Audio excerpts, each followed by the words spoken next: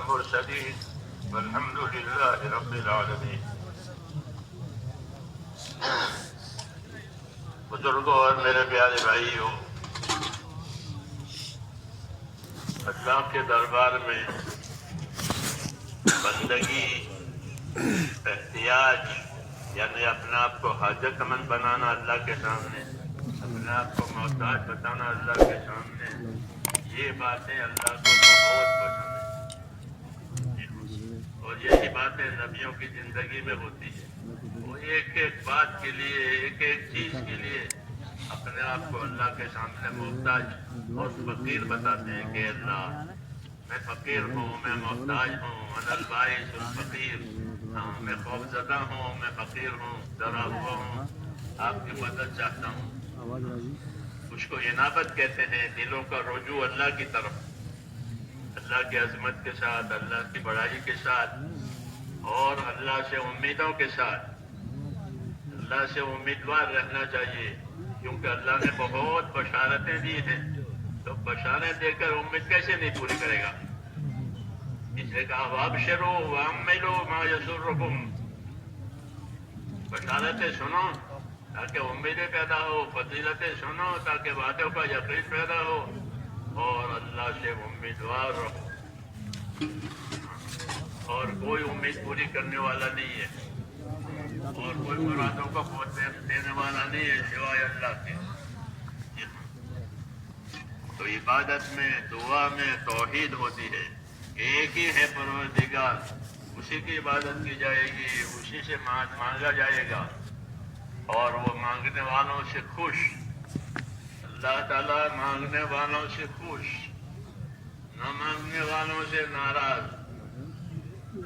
مانگنے والے بنو، کہ مانگا اللہ سے کہ ملا اللہ سے، مانگا اللہ سے کہ ملا اللہ سے.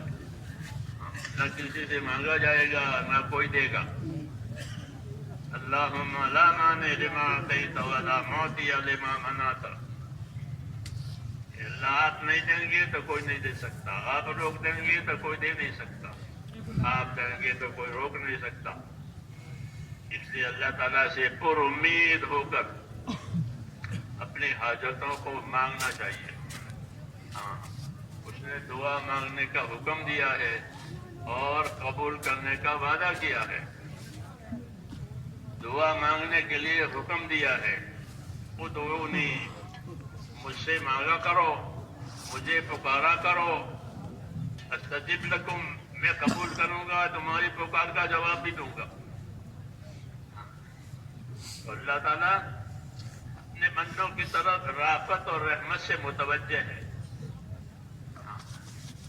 رافت اور رحمت اللہ کی صفت ہے. وبالمؤمنین رؤوف الرحیم، حضور صلی اللہ علیہ وسلم بھی اپنے امت پر رؤوف الرحیم ہے، اللہ تعالیٰ بھی اپنے بندوں کو رؤوف الرحیم. رافت بھی ہے، رحمت بھی ہے اللہ کی طرف. اس لیے کہا کہ اللہ تعالیٰ سے امیدوار رہو، اللہ کی بشارتیں سنو اور اللہ سے امیدوار رہو. اللہ تعالیٰ دعا مانگنے والوں سے راضی ہے، نہ مانگنے والوں سے ناخوش ہے. دعا نبیوں کے طریقے کی چیز ہے، دعا نبیوں کے طریقے کی چیز ہے. ان کے پاس دعا ہوتی ہے، دعوت ہوتی ہے، بس. ان کے پاس دنیا کا کوئی سامان نہیں ہوتا، کوئی فوج نہیں، لاؤ لشکر نہیں، کچھ نہیں. ان کے پاس اپنی دعوت، اپنی دعا، اپنی ذمہ داریاں، اپنی دعا، یہی دو چیزیں دے کر وہ آتے ہیں. اپنے پیچھے بھی وہ کچھ نہیں چھوڑتے، مال ترکہ وغیرہ لے کر کے بھی نہیں آتے، چھوڑ کے بھی نہیں جاتے. ان کے پاس دعوت ہوتی ہے، ان کے پاس دعا ہوتی ہے. ان کی دعاؤں سے بڑے بڑے مسئلے حل ہوتے ہیں. ہاں، ناممکن چیز ان کی دعا سے اللہ بنا دیتے. ایک چیز ممکن نہیں ہے، لیکن دعا مانگیے کہ ہاں دعا قبول ہو جائے گی. اس لیے دعا نبیوں کی سنت ہے، نبیوں کی سنت ہے. اور نبی اپنی تمام حاجتیں دعاؤں کے ذریعے سے اللہ سے پوری کراتے، اور وہی طریقہ ہمارے لیے چھوڑا ہے کہ دعا مانگو اور دعا والے بنو. دعا والے بنیں گے عبادت سے، دعا والے بنیں گے عبادت سے، مزاج عبادت کا بنے. ہاں، مزاج عبادت کا بنے، کیونکہ عبادت کے لیے پیدا کیا ہے. تو جب عبادت کے لیے پیدا ہوئے ہیں تو مزاج بھی عبادت والا بنانا ہے کہ ہر کام میں اللہ کا بندہ بن کر زندگی گزارے، ذمہ داریوں کو بھی بندہ بن کر پوری کرے، ضرورتوں کو بھی بندہ بن کر اللہ سے مانگے. یہ سبق ہے ہمارا، اور اللہ کو یہ پسند ہے. اس لیے اللہ سے مانگا جاوے، انفرادی طور پر بھی مانگا جاوے، اجتماعی طور پر بھی مانگا جاوے. دعا آسمانوں پر جاتی ہے تو ان کا اکرام ہوتا ہے کہ بندوں کی عرضیاں آئی ہیں، بندوں کی درخواستیں آئی ہیں، تو دعاؤں کا اکرام ہوتا ہے کہ دعاؤں سے بڑھ کر کسی چیز کا اکرام نہیں ہوتا. تو جو دعائیں اوپر جاتی ہے اس کا اکرام ہوتا ہے. پھر دعا محفوظ بھی ہوتی ہے، مقبول بھی ہوتی ہے.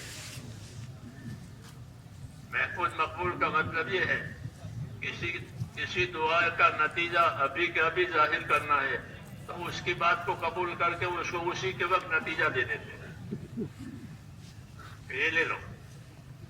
اور کسی دعا کو محفوظ رکھتے ہیں کہ اس کی مراد دوسرے وقت میں دینی ہے.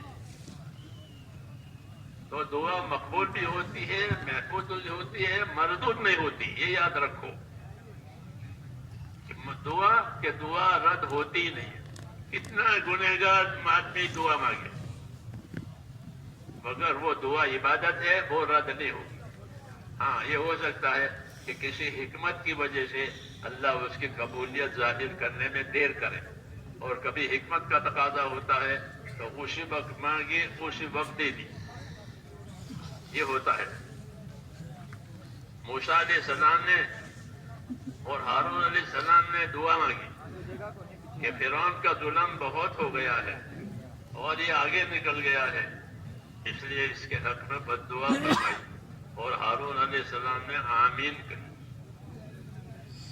تو جواب آیا قد اجیبت دعوتکما، تمہاری دعائیں ہم نے قبول کر لی. ان کو دے دی بشارت کہ تمہاری دعائیں ہم نے قبول کر لی. لیکن دعا کا اثر 40 سال کے بعد ہوا. انہیں فرعون کے ہلاک ہونے کے لیے دعا مانگی تھی، وہ 40 سال کے بعد مرا. یہ ہے تو دعا قبول ہوتی ہے، کبھی اس کا اثر ظاہر کر دیتے ہیں فوراً، اور کبھی اس کا اثر دیر سے کرتے ہیں. تو یہ ہوتی ہے حکمت. ہاں، اس لیے اللہ کی حکمت بھی عمل کرتی ہے، اللہ کا فضل بھی عمل کرتا ہے. دونوں کام کرتے ہیں. اللہ کے فضل سے بھی کام ہوتا ہے اور بعض مرتبہ حکمت سے کام ہوتا ہے.